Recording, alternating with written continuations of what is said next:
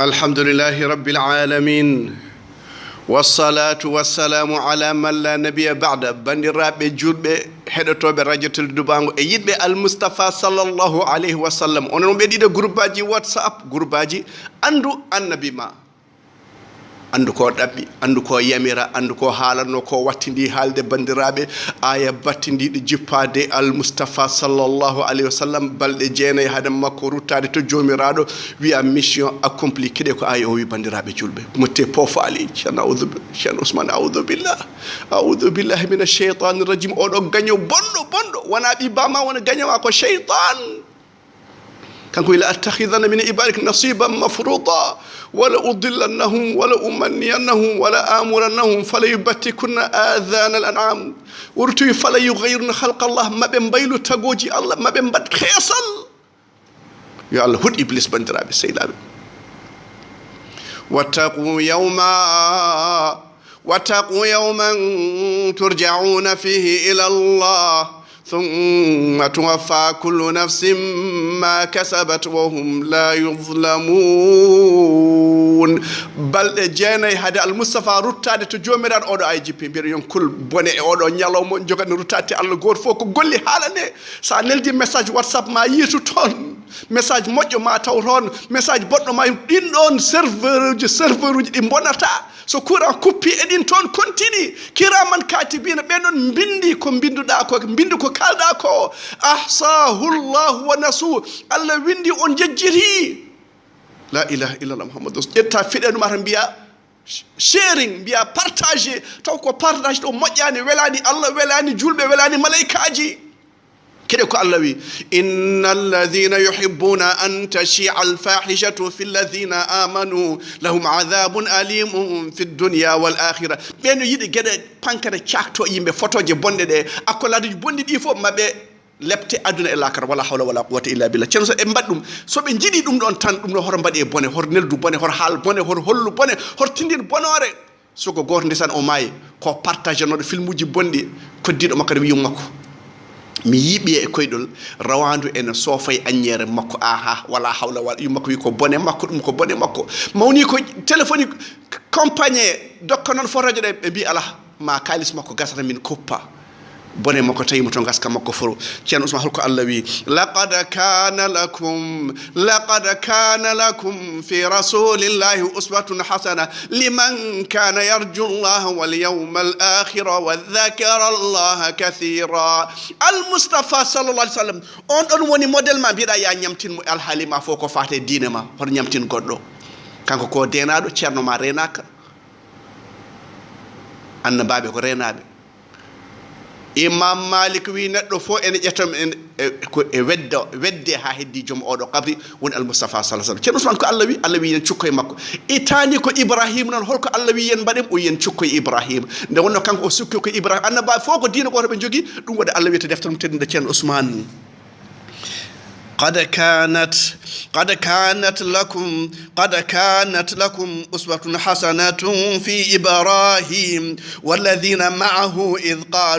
إذ قالوا لقومهم إنا براء منكم ومما تعبدون من دون الله كفرنا بكم وبدا بيننا وبينكم العداوة والبغضاء أبدا حتى تؤمنوا بالله وحده إلا قول إبراهيم لأبيه لا أستغفرن لك وما أملك لك من الله من شيء ربنا عليك توكلنا وإليك أنبنا وإليك المصير لا إله إلا الله محمد رسول الله ceerno Ousmane holko jomir aɗo jangti holko Ibrahima wi ba mum Ibrahima e yimɓe makko ɓe mbi bandiraɓe onon fof min kaɓima on koyi min ceere mon koyi haade on jomiraɗo goto subhanahu wa ta'ala illa qawla ibrahim li abi ndeysaan ye ibrahimu ndeysaan ba makko e ferro kañum toppina sanamuji ɗi o wiino baba mami yafnane e baboyam banda mami yafnane Allah kono ko ɗum yurmini bandiraɓe ƴeewi baboyam mami yafnane Allah wallahi ni yurmini ɗum woni ndeysaan ho omo nodda ba makko e diine ho ya abati ƴeewi bandiraɓe an mo Allah hokki lawol o an puɗɗo nadde diino an tubanɗo Allah o newone julɓe newone hoto ƴetto hoto hoto wullu dina o ko jurum ƴeew ibrahima no haaldana e bamum keɗɗo jibrahima ya abati la ilaha illallah يا أبتي إني قد جاءني من العلم ما لم يأتك فاتبعني أهدك صراطا سويا يا بابو يم بندم بابو يم من دمي دني غندال غالو غندال يتاكي ما بندم بابو يم بندم دفتمي مالدا يا أبتي لا تعبد الشيطان يا بابو يم بندم هترو شيطان يا أبتي لا تعبد الشيطان إن الشيطان كان للرحمن عصيا بابو يام بندم ابليس دي اودو شيطان كودادو كانكو كو غوفدو الله سبحانه وتعالى تيكو عند الرحمن اري جرمو رودو يرون جرمو رودو يا جرمو ادا وفدوم ادا روا بدعه أنا ودا ضلال أنا ودا في برباج أنا ودا تلك لا إله إلا الله يا أبتي إني أخاف أن يمسك عذاب من الرحمن فتكون للشيطان وليا إيه بابو يام بندم من دبر هولي ران هذا لبت الله لبت الرحمن مم دبر غنا بارتي شيطان غنا جيجم شيطان غنا سهر شيطان قال أراغب أنت عن آلهتي يا إبراهيم بامكو جابي إبراهيم أيدا الله جمدي والله أيدا الله جمدي يدكو جوميرادو غودو سبحانه وتعالى كونكو وني الله هو الله الذي لا إله إلا هو عالم الغيب والشهادة هو الرحمن الرحيم كانكو وني عالم الغيب والشهادة كانكو وني جرم رودو جوغي تشابان جينا يورمن موفتن ان هادارني ووتر او تليني ادون يافرين دum yo Allah yafen bandirabe serab Ceerno Ousmane en jettima to holton al Mustafa sallallahu alaihi wasallam kanko kam holno wiete Ceerno Ousmane Muhammad ibn Abdullah ibn Abdul Muttalib bin Hashim bandirabe sehilabe mbale won biyatno Muhammad hade makko taro en biyatno Muhammad bandirabe sehilabe on gon hol sababu be nani babirabe mabbe nani annabi akhir zaman wiete ko Muhammad gorfo innir bi Muhammad mbale ene wona al Mustafa sallallahu alaihi wasallam bandirabe to Britania London ko million ngaji jeegom gondi don inde burde hewde fo inde makko jeehde 8e position ko inde Muhammad to leydi gonda gona jul bandirabe sehilabe 8e position 8% e inde mabbe ko Muhammad ibn Abdullah bandirabe sehilabe 12 millions 12% e London nabe ko julbe bandirabe sehilabe on ji inde makko no way horsude on di no way horsude ton to Britanie mi yani bogge mi yani tulde ala haari Olivier Idi rewen haari ha yetti al Mustafa sallallahu alaihi wasallam bandirabe sehilabe julbe Angleterre ko 3 millions dum wiyete London wiete ko Londonistan bandirabe si Ceerno Ousmane al Mustafa jibinama de biida tato en biyatno en jinno bibbu men gona al Mustafa ko ndeysan Allahu a'lam haythu yaj'al risal Allah subhanahu bandirabe sehilabe Ceerno Ousmane biida o jibinama wallahi o jibinama yumma ko wi ndeysan nde o jibinande yi leral yalte mum ha yetti galleji Busra yumma ko addi ɓiɗɗo moƴƴo tedduɗo teddinaɗo o toddum tanum Abdul Muttalib wetti ndeysan o nayi mo nder Kaaba o woni duwade nde o dañi yontere o laɓɓinede woni ko worɓe mbaɗante ko bandiraɓe sehilaɓe joni en batti talki e hunde fof jo cukalel duhima waɗene talkoro jombajo waɗane talkoro huɓere en mahe waɗe talkoro min kam jombajo ma o fodno arde ko waɗi maquillage vraiment extraordinaire nomi kambel so ari kam o talki kay wimo talkidi wala ko ata galbama fonno addude ko fleurs, petites fleurs, des vases. Il faut qu'elles soient amoureuses, pas des talkits.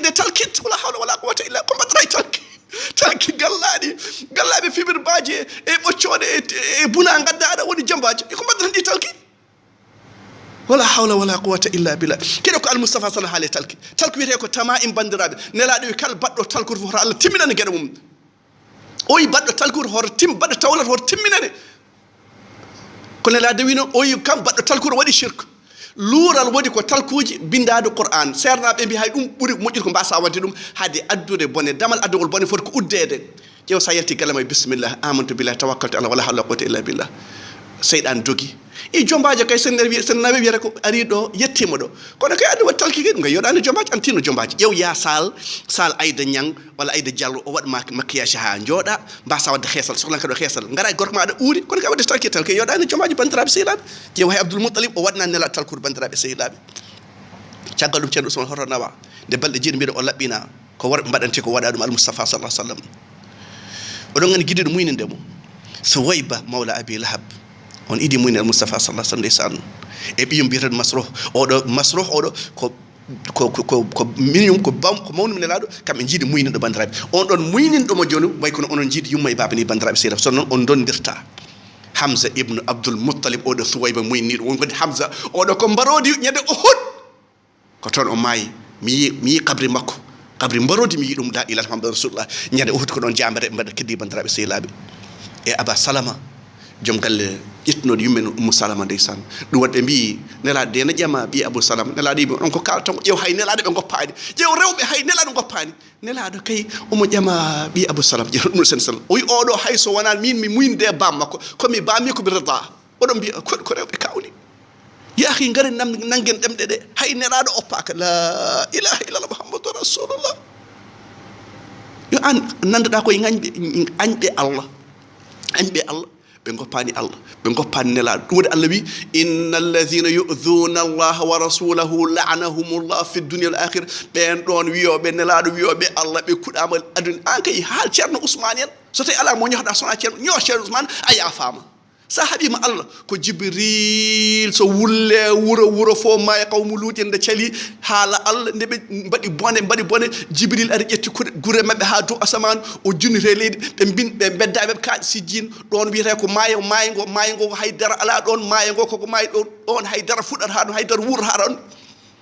ɗum noon ngare kulen Allah wi wa tubu ila allahi jami'an ayyuhal mu'minuna la'allakum tuflihun ngare tuben eɗen mala bal eɗen male al Mustafa jibinama koye sira men gonɗa andu al Mustafa saɗa yiiɗi weltade gurdama e mayde ma walhamdulillahi rabbil alamin